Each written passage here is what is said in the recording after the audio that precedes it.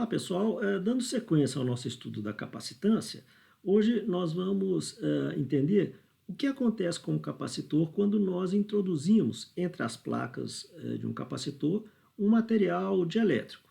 Nós vamos ver que a gente altera as propriedades do capacitor e chegamos a uma generalização da lei de Gauss. Então vamos ver como é que isso acontece. Mas vamos só relembrar rapidamente o que nós vimos na última aula. Então nós vimos a definição de capacitância, estudamos o que acontece quando temos capacitores em paralelo e em série, e vimos então que quando nós temos vários capacitores ligados em paralelo, a gente tem uma capacitância equivalente menor. Quando eles estão ligados em série, nós temos uma capacitância equivalente maior. E aprendemos como é que a gente faz o cálculo de um circuito que tem várias capacitâncias, reduzindo as capacitâncias sequencialmente, usando ou essa fórmula para os capacitores em paralelo ou essa fórmula para os capacitores em série. Bem, hoje nós vamos estudar o que acontece quando nós introduzimos entre as placas de um capacitor o material dielétrico. Então, até então, a gente tinha estudado capacitores que tinham entre as suas placas o vácuo. Mas existe um fato experimental que quando você coloca entre as placas do capacitor um material que seja um material dielétrico, ou seja, um material que não conduz eletricidade, você tem uma alteração na capacitância e a capacitância ela passa a ser maior. Essa alteração se passa por uma relação como essa de cá, na qual o C0 é a capacitância do dispositivo no vácuo, né, com o vácuo entre as suas placas, e a constante de proporcionalidade entre essas duas capacitâncias é essa chamada constante dielétrica, que é um número sempre maior do que 1. Então, eu coloquei nessa tabelinha aqui do lado alguns materiais com as suas respectivas constantes dielétricas. Então, a gente percebe, por exemplo, que o ar ele é muito próximo do vácuo. Né? Então, o vácuo ele tem uma constante dielétrica igual a 1 e o ar tem um valor muito próximo dele. Né? Nós, então, temos o papel, vidro, água, né? Cada uma com a sua constante dielétrica. Nessa coluninha do lado de cá está uma grandeza física chamada rigidez dielétrica.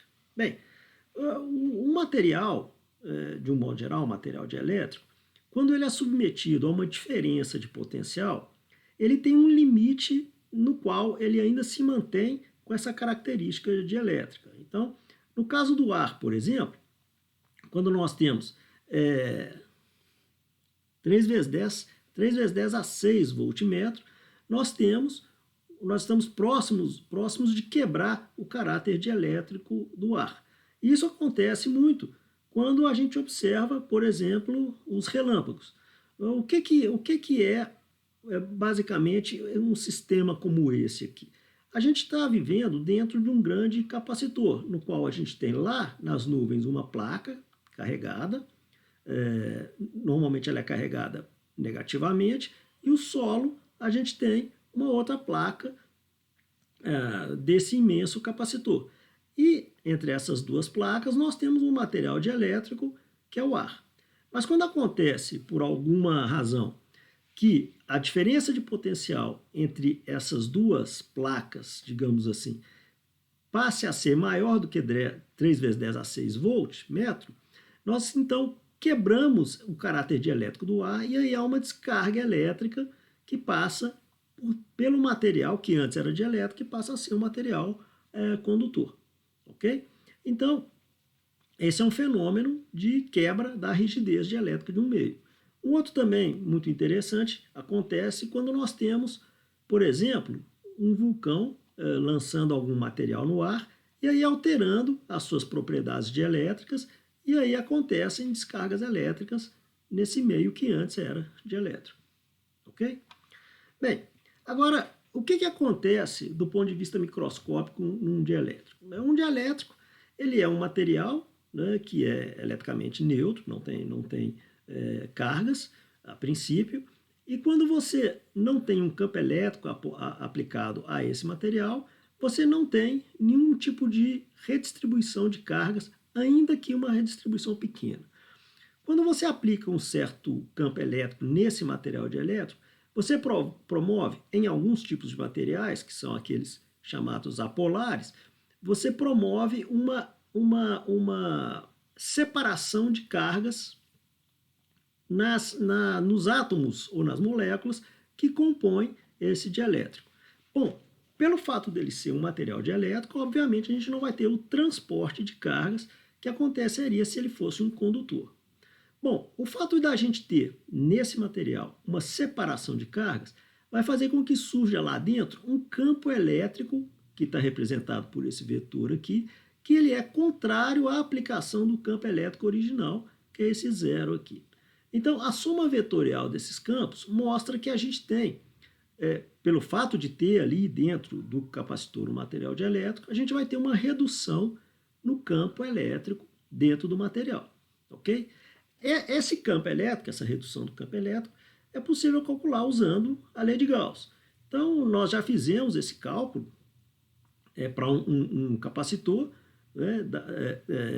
É possível, então, pegar uma placa e colocar nessa placa uma superfície gaussiana e calcular, então, qual que é o campo elétrico e qual que é a diferença de potencial entre as placas.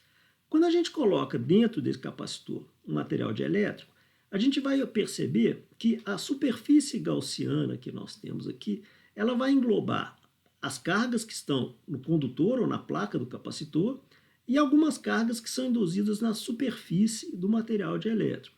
De maneira que a gente vai ter uma carga líquida. Lembrem que a superfície gaussiana ela sempre engloba uma carga líquida. Então nós vamos ter uma carga líquida um pouco menor do que aquela que a gente teria se não tivesse o capacitor lá dentro do dielétrico.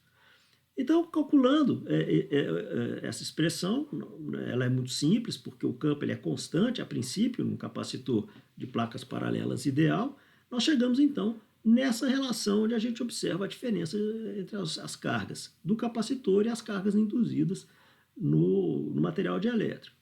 Agora, nós podemos relacionar esses campos através da constante dielétrica. Nós sabemos que quando a gente tem um material dielétrico, esse campo ele diminui e a gente tem um dado experimental que relaciona esses dois campos. Então, por aqui a gente percebe que a diferença entre as duas cargas pode ser escrita como a carga original do capacitor, quando havia vácuo lá dentro, dividido pela constante dielétrica. Okay? Isso permite que a gente possa generalizar a nossa lei de Gauss agora para a presença de dielétricos no meio no qual nós estamos calculando o campo elétrico. Observem que a única diferença é o aparecimento da constante dielétrica multiplicado pelo campo elétrico dentro do integrando. Ok? Bem, agora nós já podemos aplicar um pouco esse conhecimento. Então eu separei esse probleminha, é um probleminha que praticamente calcula todos os parâmetros relacionados aqui a um capacitor com um dielétrico lá dentro. Então vamos resolver esse probleminha passo a passo e ver no final como que a gente pode calcular a capacitância de um capacitor como esse aqui usando um outro método. Então o que esse probleminha nos diz é o seguinte. Bom, a figura mostra um capacitor de placas paralelas de área A. Então aqui nós temos as duas placas condutoras. E a distância entre as placas é D. Então, nós temos a distância entre as placas dado por esse parâmetro D. Uma diferença de potencial V0 é aplicada às placas por uma bateria. Em seguida, a bateria é desligada e uma barra de dielétrico de espessura B e constante dielétrica K é introduzida entre as placas na forma mostrada na figura. Observem que o material dielétrico ele não ocupa todo o espaço dentro do dielétrico. Então, a gente tem uma partezinha aqui que ainda é vácuo e a gente tem outra parte aqui que ainda é vácuo. Então, aqui eles então, deram vários valores relacionados a esse capacitor. Notem que eles não estão no sistema internacional, então, alguns deles têm que ser colocados no sistema MKS para que a gente possa resolver as continhas.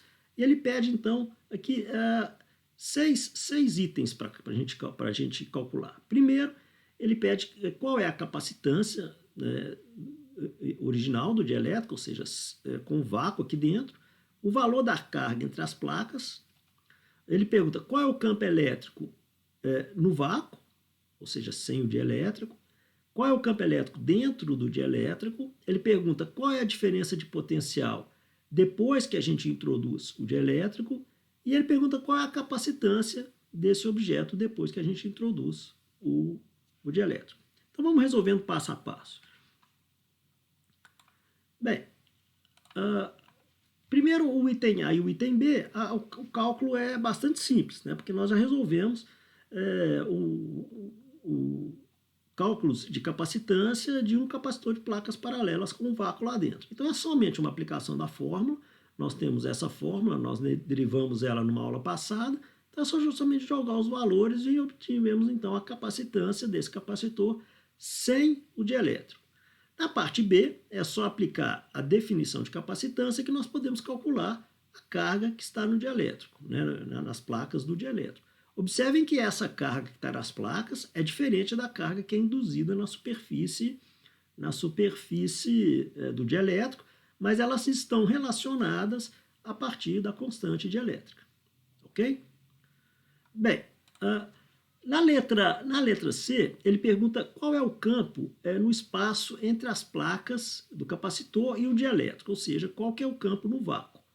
Bem, para fazer o cálculo dessa parte, eu usei já a equação de Gauss, a relação de Gauss, já na sua forma mais geral, com a constante dielétrica multiplicando o campo elétrico.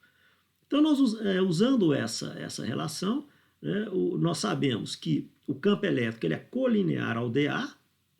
O dA, lembrando, é o vetor da área infinitesimal perpendicular à superfície de Gauss. Então, nós sabemos que eles são colineares, mas são contrários. Então, nós podemos... Eles são colineares e, de fato, o ângulo deles é igual a zero. Então, nós podemos calcular esse produto e de forma que a nossa lei de Gauss ela simplifica bastante e basta agora calcular só a superfície do nosso capacitor, que é A, né? Foi dado pelo problema. Então, nós temos aqui o valor do campo elétrico dado, jogando os valores, nós temos, então, esse valor aqui. Ok? Bom, na letra D, ele pergunta qual é o campo elétrico no interior do dielétrico. Voltando um pouquinho aqui, ao fazer esse cálculo aqui do campo elétrico, observem que nós usamos o valor 1, ele está colocado aqui assim, para a constante dielétrica, ou seja, nós estamos pegando essa expressão e calculando ela no vácuo. Ok? Então, na letra D, usando novamente a mesma expressão, lembrando agora que a gente tem o campo elétrico E1, que é o campo elétrico dentro do nosso dielétrico. Ok? Então, o cálculo é semelhante ao que a gente fez no item anterior e chegamos agora nesse valor, lembrando que agora, por estarmos no meio onde existe um dielétrico, a gente tem que usar a constante dielétrica. Ok? Bom, na letra L pede qual é a diferença de potencial entre as placas depois da introdução do dielétrico. Bem, aqui nós temos aqui três regiões onde existem diferenças de potencial. Nós temos uma primeira região, que é o vácuo, a segunda região, que é onde nós temos o dielétrico, e a terceira região é onde nós temos novamente o vácuo. A integração ela se dá da placa negativa, ou de menor potencial, até a placa positiva de maior potencial. Então, nessa expressão aqui, eu juntei os potenciais no vácuo, que são esses mostrados nessa primeira parte da expressão, e somei ao potencial calculado dentro do dielétrico, que é essa segunda expressão aqui, que é esse segundo termo. Okay? Então, fazendo as contas, a gente vê que a introdução do dielétrico no capacitor diminui a diferença de potencial existente entre suas placas. Né? Vamos comparar esse valor de 52,3 com o valor original de 85,5 volts. Ok? Finalmente, na letra F, ele pede para calcular a capacitância depois que o dielétrico é colocado entre as placas. Bem, a gente não teve mudança na carga do capacitor. Nós calculamos a diferença de potencial total entre as placas do capacitor depois da introdução do dielétrico. Portanto, é só usar a definição de capacitância e a gente então chega nesse valor de 13,4 picofarad. Ok? Agora, existe uma outra forma de se calcular a capacitância desse capacitor. Observe o seguinte, esse capacitor aqui, ele pode ser, digamos assim, constituído de 3 capacitores em série, sendo que esse capacitor ele tem vácuo entre as placas, esse capacitor tem o material dielétrico agora preenchendo todo o volume do capacitor, e esse segundo é idêntico ao primeiro, que também tem vácuo entre as partes. Então, basicamente, o problema se torna o cálculo da capacitância desse capacitor, com espaço aqui entre as placas e o material dielétrico, ele se transforma num cálculo de um grupo de 3 capacitores ligados em série. Então, se nós temos os capacitores ligados em série, e eles estão ligados em série por quê? Porque eles têm a mesma carga, ok? Eu gostaria que vocês pensassem um pouco sobre isso. Por que ele tem a mesma carga?